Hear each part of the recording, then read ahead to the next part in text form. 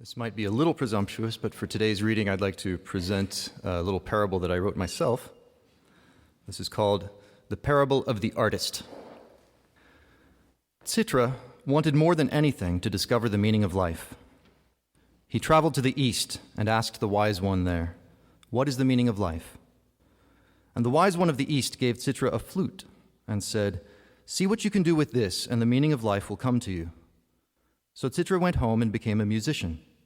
He learned not just the flute, but all instruments of music, and he soon became a master. Still, he was not satisfied. So Citra went north and asked the wise one there, "What is the meaning of life?" And the wise one of the north gave him a brush and some paints and said, "See what you can do with these, and the meaning of life will come to you." So Citra went home and became a painter. After some time, he had a reputation as a great master. But still, he was not satisfied. This time, Citra went west and asked the wise one there, "What is the meaning of life?" And the wise one of the west gave him a set of masks and said, "See what you can do with these, and the meaning of life will come to you." So Citra went home and became an actor, whose performances drew audiences from all over the world. But still, he was not satisfied. So finally he went south and asked the wise one there, "What is the meaning of life?" And the wise one of the south gave Citra a pen and some parchment and said, "See what you can do with these, and the meaning of life will come to you." So Citra went home and became a writer. His stories pleased the masses. But still, he was not satisfied. The flute, the paintbrush, the masks, and the pen had brought Citra nothing but false hope and wasted years. Filled with bitterness, he gathered them into a bundle and went to the well at the town square. He was about to cast them into the well when an old woman, a beggar, approached him and asked what he was doing. "I'm throwing these things away," Citra replied. "Why?" the beggar asked. "Because they have brought me nothing but frustration and wasted years," Citra said. "They were given to me by the wise ones of the east, north, west, and south, who told me that the meaning of life would come to me if I learned to use them, but it never did. I have been deceived, and I have wasted my life. I will spend not a minute more on these things." "Give them to me," said the beggar. When Citra approached the woman to hand her the bundle, he thought that she looked familiar. "Have we met?" he asked. "We have," the woman said. "I am the wise one of the east, the wise one of the north, the wise one of the west, and the wise one of the south, and I have been waiting for you." Citra recognized the wise one when she spoke these words. "Why did you give these things to me?" he asked.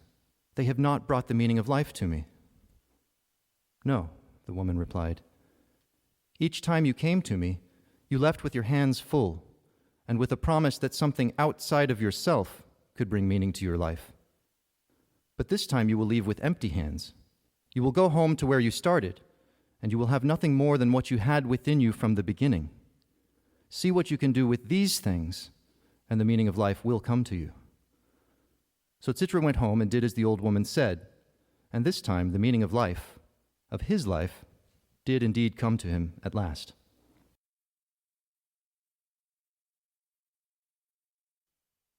For millennia, humans have been searching for a mysterious and elusive connection between mind and body.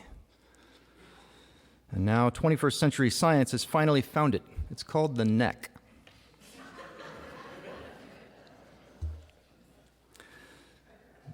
That little joke has a point. Sometimes the thing you're looking for has always been right in front of you, or even within you, or a part of you. And sometimes it can be disappointing in its mundaneness and its lack of magical or supernatural character. But that mundaneness does not necessarily diminish its importance or its power. What I want to share with you today is the story of how I discovered my own neck, so to speak. The answers to my own deepest questions, answers which it turned out had been right in front of me or within me from the very beginning, and which were both mundane and magical at the same time. You see, today's reading, The Parable of the Artist, is the story of my life. Since I was a teenager, I wanted nothing more than to find the meaning of life. Just like the character in the parable, I went on quite a journey in search of it, a journey that took me literally around the world as an evangelical missionary. And just like the character in the parable, after thinking I'd found what I was looking for, I grew disillusioned and frustrated with what I had been told by the wise ones around me. I felt that I had wasted years of my life and that I had been deceived.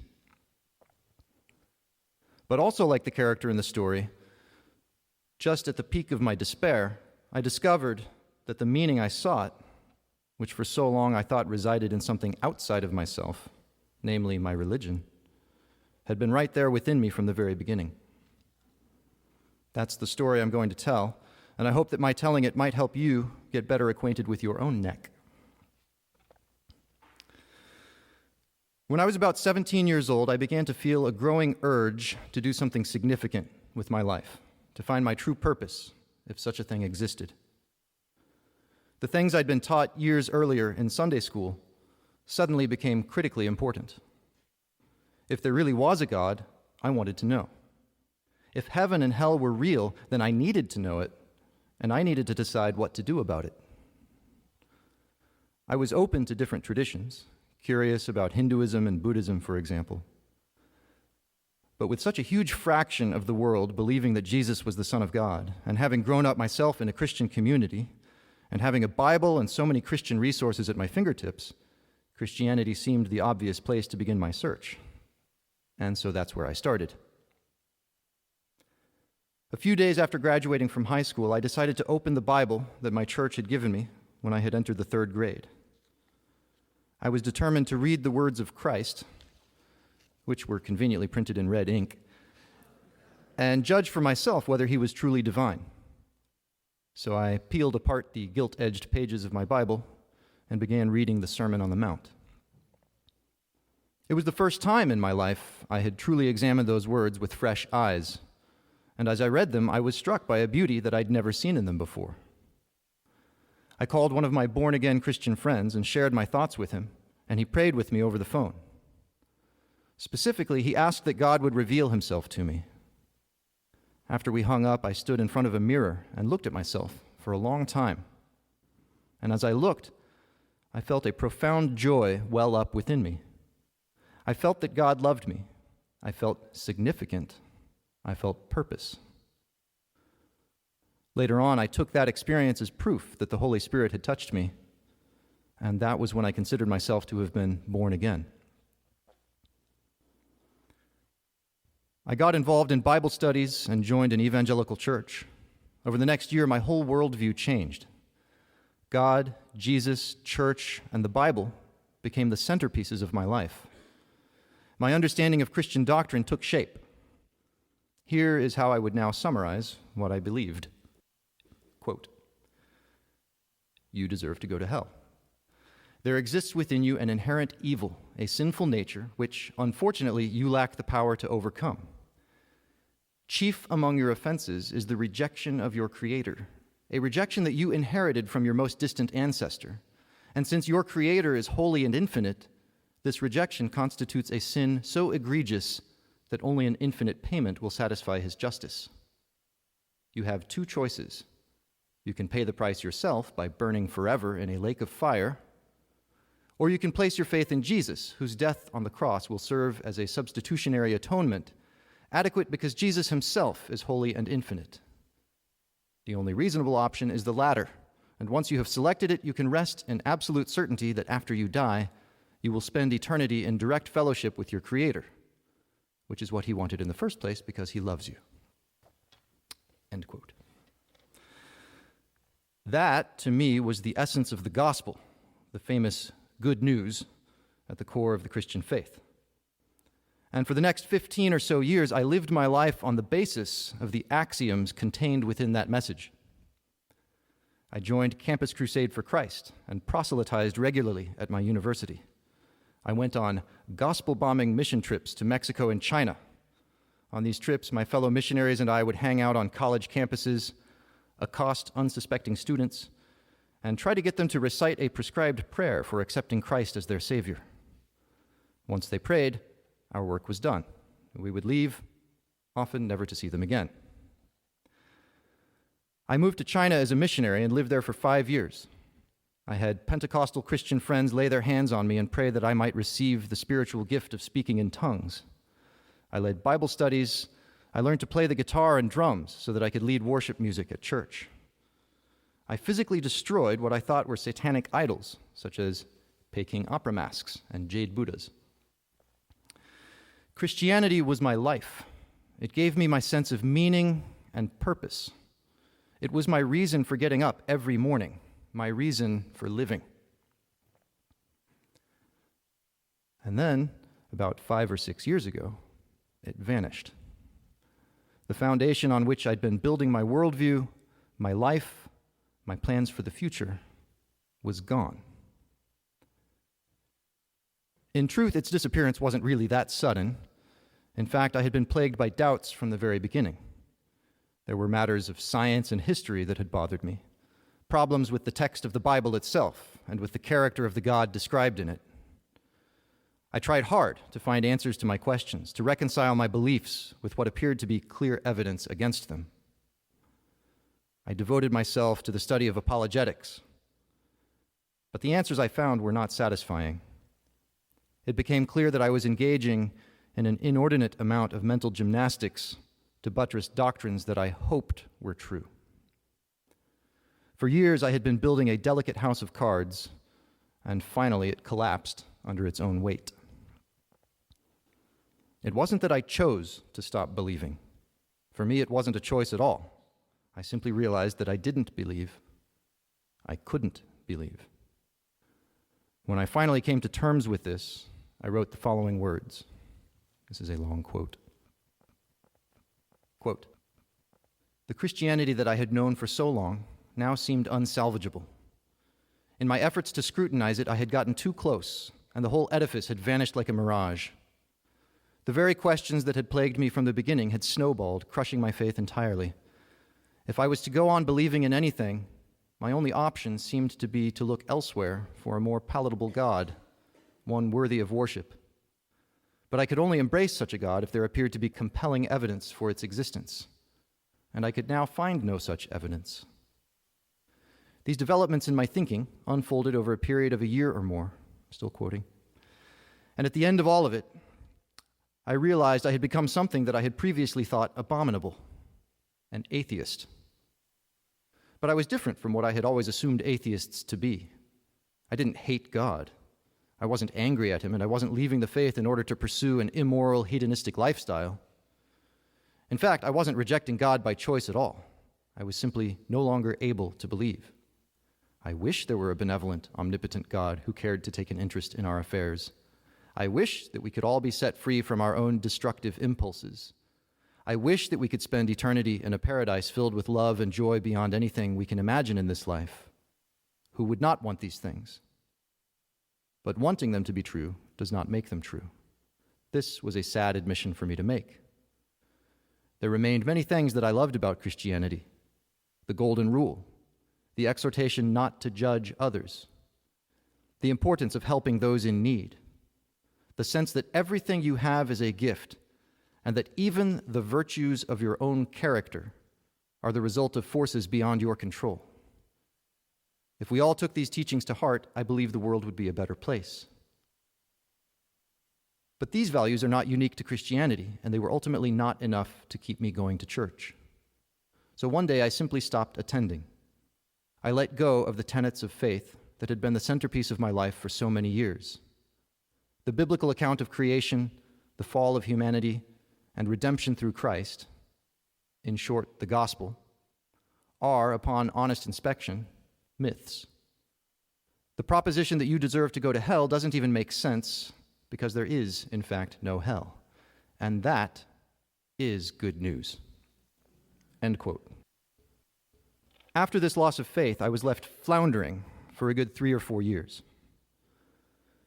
More than anything else, my belief in a good God who loved me had given me a deep sense of purpose, a certainty that I always had something good to look forward to no matter how badly things might be going. But all of that was gone. My foundation had dropped out from under me. All sense of meaning and purpose was gone. I sank into depression, and depression led to anger. I was angry at my culture for deceiving me, at all the people who had told me with such certainty about the existence of God, heaven, hell, the resurrection, and the gospel. I was angry at myself for being so gullible and for wasting so many years pursuing a lie. I felt empty. That emptiness came from two questions, which for me seemed unanswerable. They are the questions that comprise the infamous God-shaped void that is said by evangelicals to exist within all of our hearts. The first question is, where shall I find meaning and purpose in life? The second is, how shall I live a good life? At first, it seemed impossible to me to find answers to these questions without God. But over time, I did find answers that satisfied me. And they turned out to have been right in front of me and within me from the very beginning. And so here they are, the answers I have found that work for me. First, my answer to the question of where I was to find meaning. For as long as I can remember, I have been driven by wonder, discovery, and creativity. As a small child, I loved to draw and paint. In middle school, I acquired a love of music, especially Chopin and Beethoven, and I even occasionally composed my own music. And in high school, I discovered the glorious wonder of the vastness of the cosmos, the innumerable stars and countless galaxies, and the mysterious laws that bind them all together. I realized that these qualities had never left me: wonder, discovery, and creativity.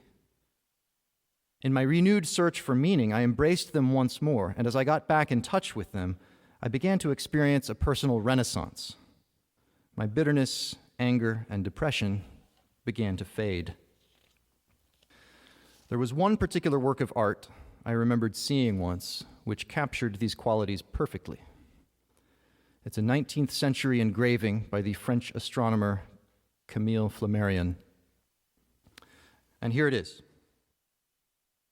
It illustrates a medieval view of the world, a flat earth surrounded by celestial spheres with the sun, moon, and stars embedded in them.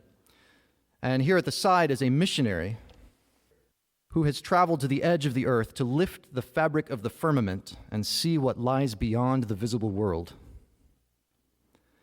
To me, this encapsulates what it means to be an artist or scholar or anyone who pushes boundaries that have never been reached before. I'm a teacher, and I wanted a colored poster of this for my classroom. And as I searched Amazon, I found one for about $400. Well, that was too expensive.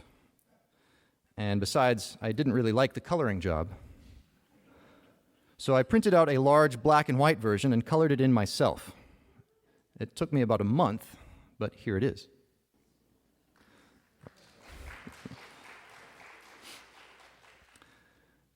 This marked a transition in my life. I began playing music again, and writing and drawing. I closed the chapter of evangelicalism in my life by drawing a symbolic self-portrait. Here's a picture of me. It's a candle that has been extinguished. The flame was the flame of my Christian faith. But what's important here, the glow of the flame inside the body of the candle remains even after the flame is gone. This represents the good things that my Christian experience left behind within me, because there are indeed many things I am thankful to have gained from my experience as a Christian. And so that is where I now find my sense of meaning, from wonder, discovery, and creativity. And creativity above all else, and specifically creating beauty through art. I satisfy this drive through the conventional arts, music, drawing, and writing, and through my work, teaching. But more than anything else, I satisfy it through parenting. I have become convinced that the greatest of all arts is that of guiding and shaping the development of a child. And that is enough meaning for me. Now for the second question. How should I live a good life? The answer to this question came to me when I was thinking about something a former boss of mine once said. It was a very simple thing, but it stuck with me and I kept returning to it. He said, "There are 3 types of people in the world. There are third-class citizens who don't clean up after themselves or anybody else. There are second-class citizens who clean up after themselves, but only after themselves. And there are first-class citizens who clean up after themselves and others. You may have no power over whether you were born into a wealthy family or a poor family, but you can decide what kind of citizen you will be. Choose to be a first-class citizen." I recently shared this with some of my students. One girl, after hearing it, snorted and quipped with no small amount of snark, "Well, if everyone behaved like a second-class citizen, then the world would be perfect." The kids around her laughed and nodded in agreement. I felt annoyed.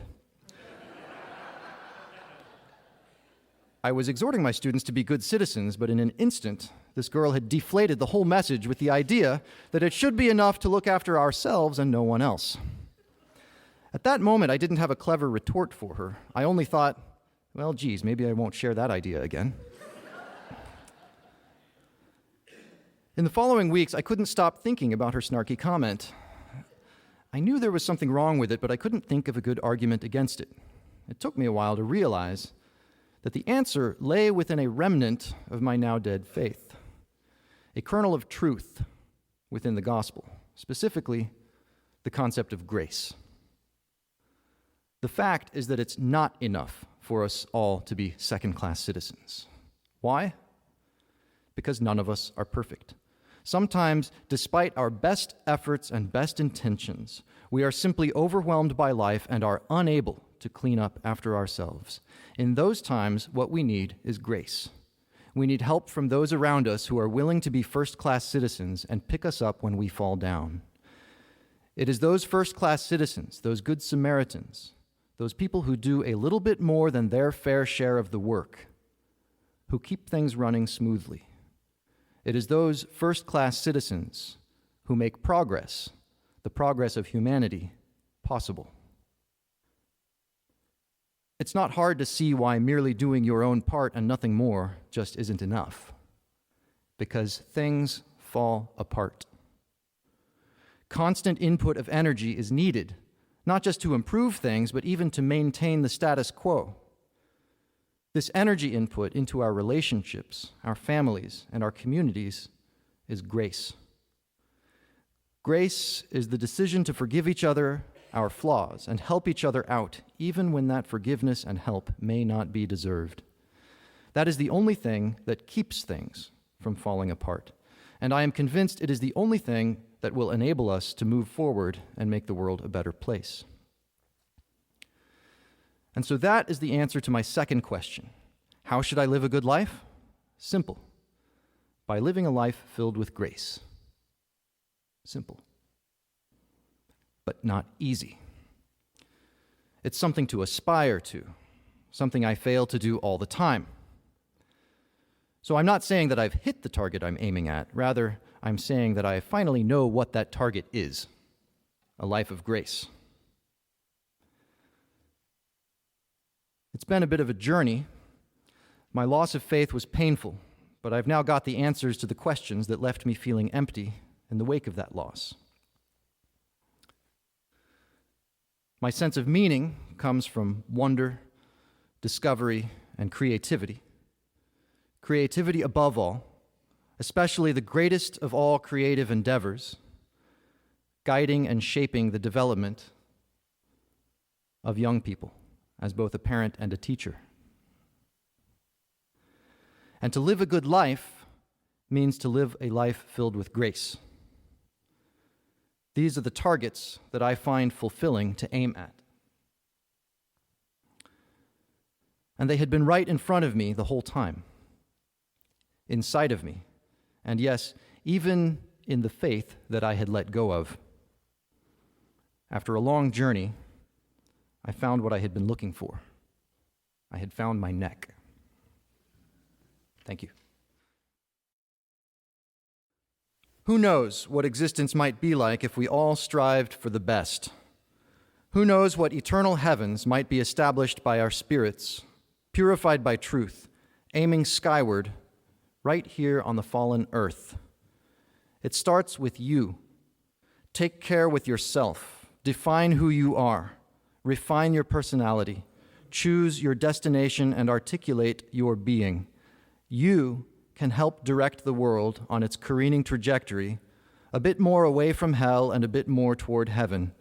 You can, in fact, devote your life to this, and that will give you a meaning with a capital M.